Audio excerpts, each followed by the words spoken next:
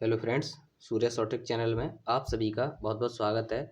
तो फ्रेंड्स, आज की वीडियो में हम बात करेंगे यूपी बीएड एंट्रेंस एग्ज़ाम के पेपर फर्स्ट की। और जिसमें फ्रेंड्स पेपर फर्स्ट में दो खंड होते हैं हमारे आ और बा, यानी ए और बी, पार्ट ए और बी। जिसमें जो पार्ट ए में 50 क्वेश्चन जीके के होते हैं जो कॉमन रहते हैं फ्रेंड्स, उनको देखेंगे। तो फ्रेंड्स, यदि आप भी बीएड एंट्रेंस की तैयारी कर रहे हैं, तो यदि आप भी चाह रहे हैं सरकारी सीट, तो वीडियो पूरी ज़रूर देखें अंत तक, क्योंकि वीडियो आपके लिए बहुत ही हेल्पफुल होने वाली है। चलिए देखते हैं फ्रेंड्स क्वेश्चंस को। पहला क्वेश्चन दिया हुआ है, निम्नलिखित में से प्राचीनतम राजवंश कौन सा है? तो मौर्य वंश, गुप्त वंश, कुषाण या कण्व।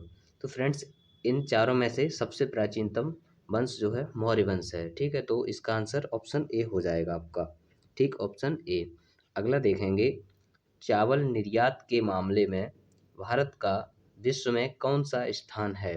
पहला, दूसरा, तीसरा, चौथा। तो चावल निर्यात के मामले में भारत का विश्व में दूसरा स्थान है, जो कि ऑप्शन नंबर बी में दिया हुआ है। और फ्रेंड्स, पहला स्थान चाइना का है। ठीक है, तो आगे देखेंगे। क्वेश्चन नंबर 3 में दिया हुआ है, निम्नलिखित में से कौन सा एक सुमेलित नहीं है? ऑप्शन ए है बिहू, असोम। ठीक है, तो फ्रेंड्स, ये त्यौहार हैं, जैसा कि बिहू ये असोम का है, ओणम आंध्र प्रदेश ये गलत है, यही गलत है, ये केरल का है, वैसाखी पंजाब, पोंगल तमिलनाडु। तो ऑप्शन बी सही हो जाएगा, ओणम ये केरल का है। ठीक है फ्रेंड्स, तो इसका आंसर ऑप्शन बी हो जाएगा। आगे देखेंगे, क्वेश्चन नंबर 4 देखेंगे। दिया हुआ है, सुगौली की संधि 1816 ईस्वी किनके बीच संपन्न हुई थी? यानी सुगौली की संधि किनके बीच में हुई थी? ऑप्शन है ईस्ट इंडिया कंपनी और नेपाल, ईस्ट इंडिया कंपनी और मिथिला, ईस्ट इंडिया कंपनी और अवध, अवध का नवाब और नेपाल। तो फ्रेंड्स, सुगौली की संधि 1816 में ईस्ट इंडिया कंपनी और नेपाल के बीच हुई थी, जो कि ऑप्शन नंबर ए में दिया हुआ है। आगे देखेंगे, जनसंख्या वितरण को सर्वाधिक प्रभावित करने वाला तत्व है? खनिज संपदा, मृदा संरचना, जलवायु, प्राकृतिक वनस्पति। जैसा कि हम लोग जानते हैं, जनसंख्या वितरण है, इसको सबसे अधिक कौन प्रभावित करता है? जलवायु। ठीक, जो कि ऑप्शन नंबर सी में दिया हुआ है। आगे देखेंगे, question number 6, Vivekananda rock memorial स्थित है कोलकाता में, रामेश्वरम में, चेन्नई में या कोच्चि में? तो विवेकानंद रॉक मेमोरियल है वो रामेश्वरम में स्थित है। ठीक है, आगे देखेंगे, क्वेश्चन नंबर 7 देखेंगे, राष्ट्रपति लोकसभा में आंग्ल भारतीय समुदाय के कितने व्यक्तियों को प्रतिनिधित्व न होने की स्थिति में मनोनीत कर सकता है? ऑप्शन है 1, 2, 3 या 12। तो ये 12 तो राज्यसभा में होते हैं, यहाँ लोकसभा की बात है, तो ऑप्शन बी सही हो जाएगा, 2। ठीक, आगे देखेंगे, जैन मतानुसार उनके अंतिम से एक पहले तीर्थंकर कौन थे? तो जैसा कि हम लोग जानते हैं, जैन धर्म में 24 तीर्थंकर हुए। ये पूछ रहा है अंतिम से एक पहले, यानी 23वें। तो 23वें तीर्थंकर वो पार्श्वनाथ थे, और 24वें हमारे राष्ट्र महावीर स्वामी माने जाते हैं। ठीक है फ्रेंड्स, और जो इसमें दिया हुआ है ऋषभ देव, ये हमारे पहले तीर्थंकर थे। ठीक, क्वेश्चन नंबर 9 देखेंगे, कपिल मुनि द्वारा प्रतिपादित दार्शनिक प्रणाली है? पूर्व मीमांसा, उत्तर मीमांसा, सांख्य दर्शन या न्याय दर्शन? तो कपिल मुनि द्वारा क्या प्रतिपादित है? सांख्य दर्शन, जो कि ऑप्शन नंबर सी में दिया हुआ है। आगे देखेंगे फ्रेंड्स, क्वेश्चन नंबर 10 देखेंगे, निम्नलिखित देशों में से किसमें तमिल एक प्रमुख भाषा है? तो म्यांमार, इंडोनेशिया, मॉरिशस या सिंगापुर? तो फ्रेंड्स, जो तमिल भाषा है, इस सिंगापुर में एक प्रमुख भाषा मानी जाती है, जो कि ऑप्शन नंबर डी आपका हो जाएगा। ठीक, अगला देखेंगे, एलोरा स्थित कैलाश मंदिर के निर्माण का श्रेय किसको जाता है? परमारों को, पालों को, प्रत्याहारों को या राष्ट्रकूटों को? तो कैलाश मंदिर के निर्माण का श्रेय राष्ट्रकूटों को जाता है, राष्ट्रकूट। ठीक, तो ऑप्शन डी हो जाएगा। आगे देखेंगे, भुगतान संतुलन के विपरीत होने की दशा में निम्नलिखित में से कौन सा कदम स्थिति सुधारने में सहायक होगा? अधिमूल्यन या अवमूल्यन या विमुद्रीकरण, या इनमें से कोई नहीं? तो कौन सा होगा? अवमूल्यन, जो कि ऑप्शन नंबर बी में दिया हुआ है। अब आगे देखेंगे, क्वेश्चन 13 देखेंगे फ्रेंड्स, मेवाड़ से युद्ध तथा चित्तौड़ की संधि किसके शासनकाल की महत्वपूर्ण उपलब्धि है? मेवाड़ युद्ध और चित्तौड़ संधि। तो अकबर, जहांगीर, शाहजहां या इनमें से कोई नहीं। तो ये किसके शासनकाल की उपलब्धि है? जहांगीर के, जो कि ऑप्शन नंबर बी में दिया हुआ है। आगे देखेंगे, दांडी यात्रा में गांधी जी ने कितनी दूरी तय करके नमक कानून का विरोध किया था? तो 248 किलोमीटर या 385 किलोमीटर और 284 या 348।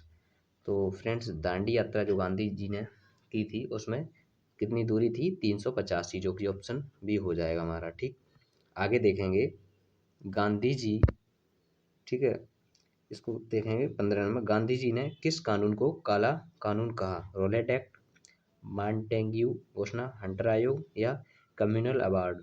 तो गांधी जी ने काला ना वो कानून रोलेट एक्ट को कहा था। ठीक, ऑप्शन ए सही हो जाएगा friends.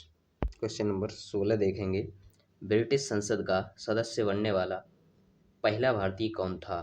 Bankim Chandra Chatterjee, W C Banerjee, दादा भाई नौरोजी। तो ऑप्शन सी हो जाएगा। लेकिन फ्रेंड्स, ये क्वेश्चन आपका बहुत ही इम्पोर्टेंट है, बहुत ही इम्पोर्टेंट है, कई बार ये पूछा गया है, रिपीटेड क्वेश्चन है।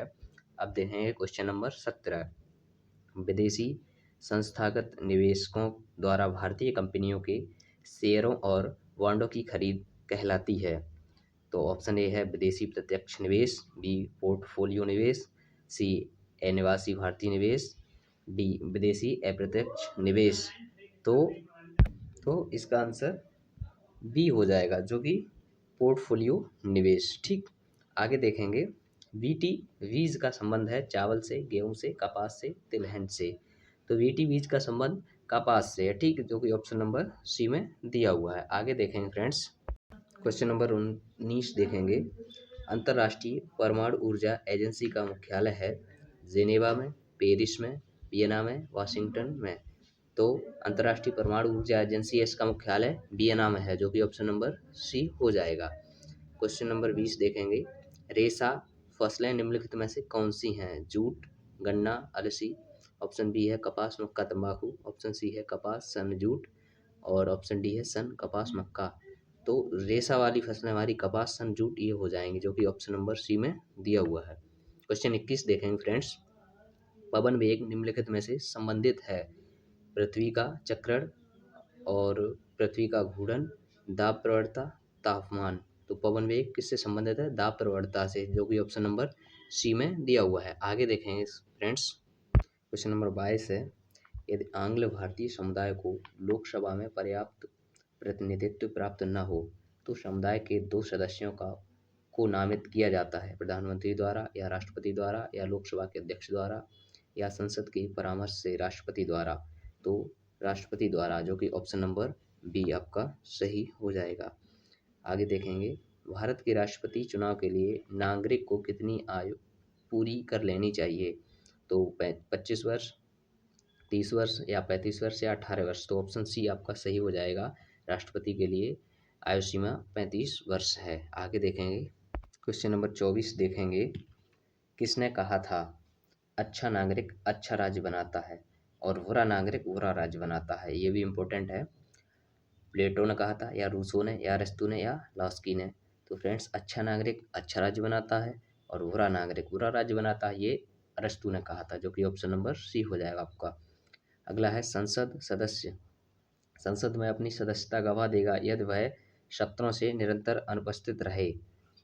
तो 45 दिनों तक, 60 दिनों तक, 90 दिनों तक, 365 दिनों तक। तो सदस्यता कब रद्द कर दी जाती है? जब 60 दिनों तक अनुपस्थित रहता है कोई भी सदस्य। ठीक है, तो ये ऑप्शन नंबर बी आपका सही हो जाएगा। ठीक, आगे देखेंगे, भारत में अवशिष्ट शक्तियाँ निहित हैं केंद्र सरकार में या राज्य सरकार में या केंद्र सरकार और राज्य सरकार दोनों में या स्थानीय शासन में। तो अवशिष्ट शक्तियाँ केंद्र सरकार में निहित हैं, जो कि ऑप्शन नंबर ए आपका सही हो जाएगा। आगे देखेंगे फ्रेंड्स, क्वेश्चन नंबर 27 देखेंगे फ्रेंड्स, बुद्ध को प्रबोध कहाँ प्राप्त हुआ था? यानी महात्मा बुद्ध को प्रबोध मतलब ज्ञान कहाँ प्राप्त हुआ था? तो सारनाथ, बोधगया, कपिलवस्तु, राजगृह। तो बोधगया में ज्ञान प्राप्त हुआ था, ऑप्शन बी सही हो जाएगा। अगला है प्रथम गैर कांग्रेसी प्रधानमंत्री बने, चंद्रशेखर या चौधरी चरण सिंह, आई के गुजराल या मोरारजी देसाई। तो प्रथम गैर कांग्रेसी प्रधानमंत्री मोरारजी देसाई थे, जो कि ऑप्शन नंबर डी सही हो जाएगा। अगला देखेंगे संसदीय शासन प्रणाली में वास्तविक कार्यपालिका शक्ति किसके पास होती है। फ्रेंड्स, यदि कार्यपालिका शक्ति पूछी जाए तो राष्ट्रपति के हाथ में, लेकिन यहाँ पूछा गया वास्तविक कार्यपालिका शक्ति, तो वास्तविक कार्यपालिका शक्ति प्रधानमंत्री के हाथ में होती है, जो कि ऑप्शन नंबर बी सही हो जाएगा। आगे देखेंगे फ्रेंड्स, क्वेश्चन नंबर 30 देखेंगे। उच्चतम न्यायालय के न्यायाधीशों की सेवानिवृत्ति की आयु है, तो ऑप्शन ए 65 वर्ष, ऑप्शन बी 55, ऑप्शन सी 60 वर्ष, ऑप्शन डी 58 वर्ष।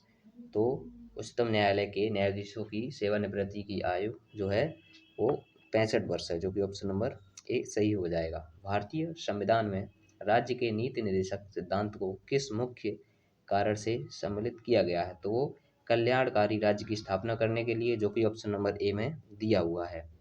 आगे देखेंगे किस सिख गुरु ने हरमिंदर साहिब स्वर्ण मंदिर की स्थापना की, तो गुरु रामदास, गुरु अमरदास, गुरु अर्जुन देव या गुरु गोविंद सिंह। तो किसने की थी, गुरु अर्जुन देव ने, जो कि ऑप्शन नंबर सी सही हो जाएगा आपका। आगे देखेंगे क्वेश्चन नंबर 33 देखेंगे। सहारा प्रदेश में धूल दानव है, प्रातःकाल चलने वाली तीव्र आंधी या धूल से युक्त हवा या वालुका स्तूपों का खिसकाव या धूल भरी वर्षा। तो क्या है, प्रातःकाल चलने वाली तीव्र आंधी, जो कि ऑप्शन नंबर ए सही हो जाएगा। आगे देखें चूना पत्थर का कायांतरित रूप है, संगमरमर, स्लेट, ग्रेनाइट, क्वार्टजाइट। तो चूना पत्थर का कायांतरित रूप क्या है फ्रेंड्स, संगमरमर, जो कि ऑप्शन नंबर ए में दिया हुआ है। 35 देखेंगे। विश्व में कॉफ़ी का अधिकतम उत्पादन किस देश में होता है, चीन, ब्राज़ील, मैक्सिको, कोलंबिया। तो कॉफ़ी का अधिकतम उत्पादन ब्राज़ील में होता है, जो कि ऑप्शन नंबर बी है।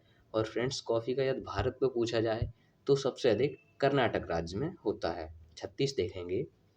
अवमूल्यन के उद्देश्य की ओर संकेत करता है, निर्यात प्रोत्साहन, आयात प्रोत्साहन, काले धन पर नियंत्रण, घाटे के बजट पर प्रतिबंध। तो अवमूल्यन के उद्देश्य की ओर कौन संकेत करता है, निर्यात प्रोत्साहन, जो कि ऑप्शन नंबर ए सही हो जाएगा। आगे देखेंगे क्वेश्चन नंबर 40 देखेंगे, क्वेश्चन नंबर 37 देखेंगे।